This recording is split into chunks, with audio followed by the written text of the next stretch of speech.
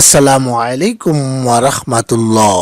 প্রিয় দর্শক, আজ আমি আপনাদেরকে জানাবো হযরত হাসান বসরি রহমতুল্লাহ আলাইহি সাল্লামের 30টি অমূল্য উপদেশ। সবাইকে শেষ পর্যন্ত সঙ্গে থাকার জন্য বিশেষভাবে অনুরোধ করছি। বিসমিল্লাহির রহমানির রহিম। উপদেশ 1, মানুষ ছাগল ভেড়ার চেয়েও অসাবধান।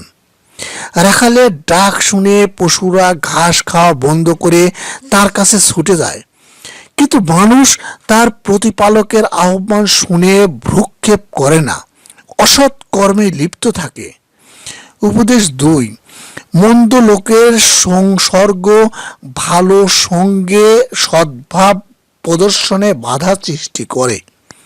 উপদেশ 3, হৃদয়ে যখন আল্লাহ বিরোধিতার লেশ মাত্র থাকে না, জানতে হবে তখন মারেফাত অর্জিত হয়েছে।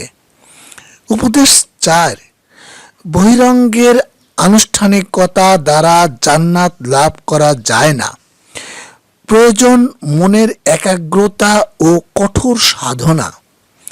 উপদেশ 5, মনের আয়নায় যখন শুধু সৎ ভাবনা প্রতিফলিত হয়, তখন জানতে হবে সঠিক পথেই রয়েছি। উপদেশ 6, যার কথায় না আছে যুক্তি, না আছে বুদ্ধি, তার কথায় কোনো উপকার নেই। তার কথা শুনলে সময়ের অপচয় শুধু হয়। উপদেশ 7, নিবিড় নির্জন চিন্তায় যার মন আল্লাহকে জানতে না পারে, সে নিশ্চয়ই পার্থিব জীবনের প্রতি মহাচ্ছন্ন অথবা অলস। আর যার দৃষ্টির মধ্যে আল্লাহর রহস্যময়তার আভাস নেই, তারও দৃষ্টি জাগতিক ধুলাবালির দ্বারা আচ্ছন্ন।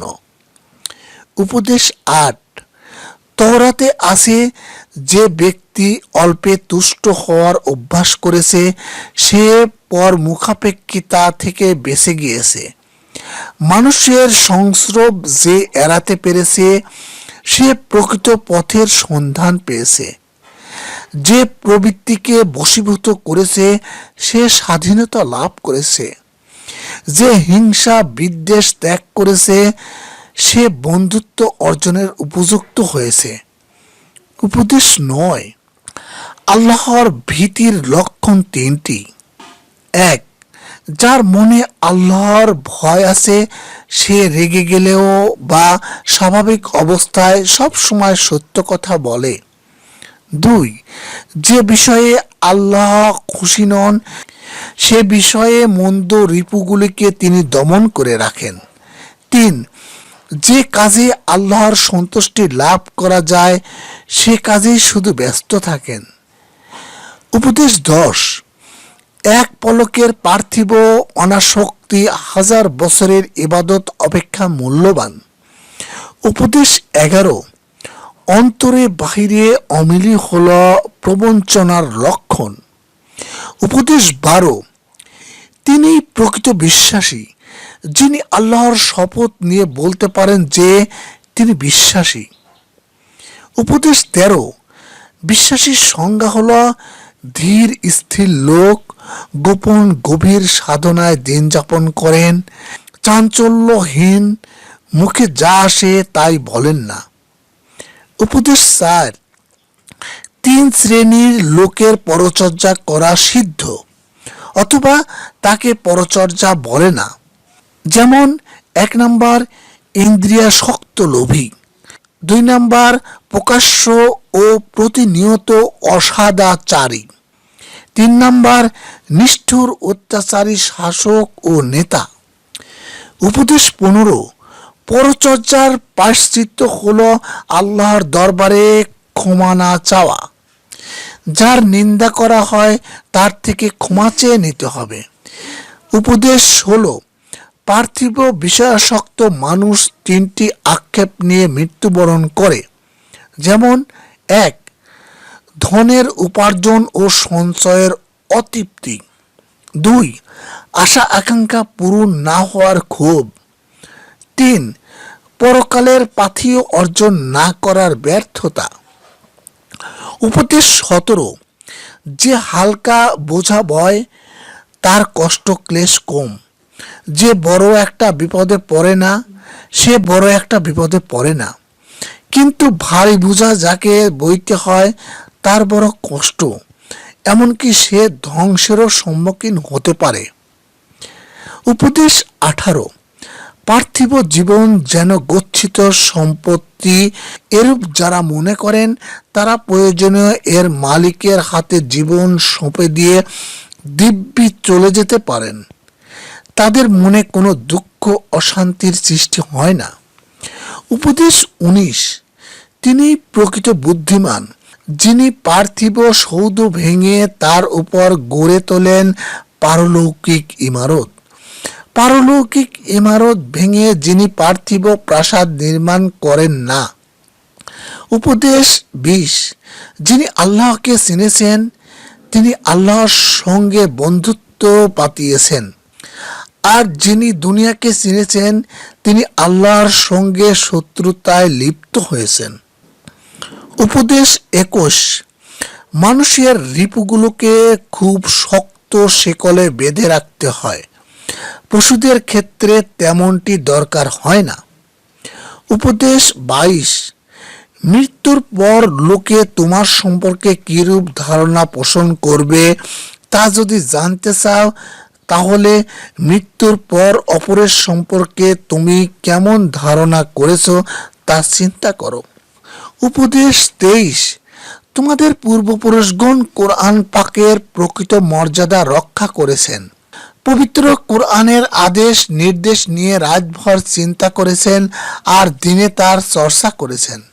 কিন্তু তোমরা বিশুদ্ধরূপে কোরআন পাঠ করো, তার জের জবর ঠিক করে দাও, কিন্তু কোরআন পাকের মূল লক্ষ্য তোমাদের মধ্যে প্রতিফলিত হয় না, কেবল অধ্যয়নই চলছে, কিন্তু তার বিধি বিধান জীবনযাত্রার পথেও হিসাবে গৃহীত হচ্ছে না।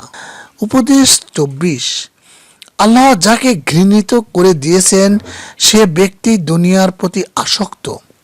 উপদেশ 25, যে মানুষ অন্য মানুষকে শুধু বশীভূত করতে চায় সে প্রকৃত জ্ঞানী নয়, তাছাড়া তার অন্তরে রয়েছে অসৎ উদ্দেশ্য। উপদেশ 26, অপরকে কোনো কঠোর আদেশ দানের পূর্বে নিজে তার চর্চা করা চাই। উপদেশ 27, যে অন্যের দোষ তোমাকে বলে সে নিশ্চয়ই তোমার দোষও অপরকে বলে। উপদেশ 28, আমার স্বধর্মাবলম্বী ভাই সহোদর ভাইয়ের চেয়েও প্রিয়, যদি তার মধ্যে প্রকৃত দিন থাকে, তার দ্বারা যে উপকার পাওয়া যাবে স্বধর্মচ্যুত সহোদর ভাইয়ের দ্বারা তা কখনোই সম্ভব নয়। তার দ্বারা পার্থিব কিছু কাজ হতে পারে, কিন্তু ধর্মনিষ্ঠ ধর্ম ভাইয়ের দ্বারা পারলৌকিক উপকার লাভ হবে। উপদেশ 29, বন্ধু বান্ধবের জন্য কে কতটা খরচ করল আল্লাহর কাছে তার তেমন গুরুত্ব রয়েছে পিতামাতার প্রতি কে কেমন খরচ করল তার উপর। আল্লাহ খুব ভালোভাবেই তার হিসেব রাখেন। উপদেশ 30, যে নামাজ মনকে সংযত করে সে নামাজি আল্লাহর ক্ষমার আশা করতে পারে। মোনাজাত, হযরত হাসান বসরি রহমতুল্লাহ আলাইহি সাল্লামের মোনাজাত মনকে বিপুলভাবে টানে। তিনি বলতেন, প্রভু আমার, আপনি আমাকে যে নিয়ামত দান করেছেন আমি তার জন্য কৃতজ্ঞতা প্রকাশ করিনি। আপনি আমাকে বিপন্ন করেছেন কিন্তু আমি ধৈর্য ধারণ করতে পারিনি, কিন্তু কৃতজ্ঞতা জ্ঞাপন করিনি বলে আপনি আপনার নিয়ামত তুলে নেননি, আর ধৈর্য ধরেনি বলে আমার বিপদকেও স্থায়ী করেননি। প্রভুগো, আপনার মধ্যে বদান্যতা ও রহমত ছাড়া আর কিছুই নেই। প্রিয় দর্শক, আশা করি সবাই বুঝতে পেরেছেন হযরত হাসান বসরি রহমতুল্লাহ আলাইহি সাল্লামের 30টি মহামূল্যবান উপদেশ কি কি। আশা করি আমরা সবাই নিজের জীবনে এই উপদেশগুলো প্রতিফলিত করার চেষ্টা করব। যারা চ্যানেলটিতে নতুন এসেছেন তাদেরকে অনুরোধ করছি সাবস্ক্রাইব, শেয়ার এবং লাইক করার জন্য, এবং সেই সঙ্গে ইসলামী বিভিন্ন বিষয় প্রচারে সহযোগিতা করার জন্য। সবাই ভালো থাকবেন। আল্লাহ হাফেজ।